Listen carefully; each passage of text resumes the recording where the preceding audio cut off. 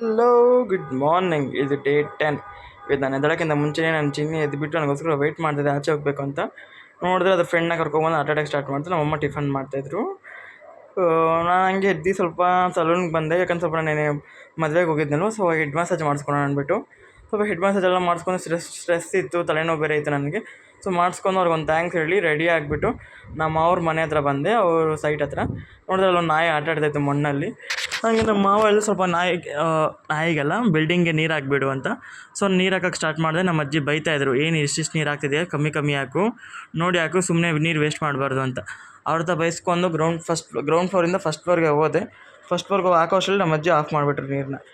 ನೀರು ವೇಸ್ಟ್ ಮಾಡ್ತಿದ್ಯಾ ಅಂದ್ಬಿಟ್ಟು.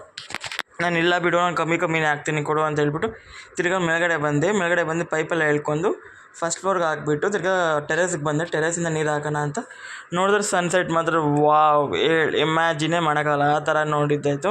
ನೋಡ್ಕೊಂಡು ನೀರಲ್ಲಿ ಹಾಕ್ಬಿಟ್ಟು ಕೆಳಗಡೆ ಬಂದೆ. ಅಷ್ಟೊತ್ತಿಗೆ ನಮ್ಮ ಮಾವವ್ರ ಗಾಡೀಲಿ ಹೋದ. ನಾನು ನಮ್ಮ ಅಜ್ಜಿನ ಕುಣಿಸ್ಕೊಂಡು ಮನೆಗೆ ಬಂದಿದ್ದ ತಕ್ಷಣ ನಮ್ಮ ಅಮ್ಮ ಎಲ್ಲ ಸ್ವಲ್ಪ ಶಾಪಿಂಗ್ ಹೋಗೋಣ, ಏನೋ ತೊಗೊಬೇಕು, ರೇಷನ್ ಇಲ್ಲ ಅಂತ.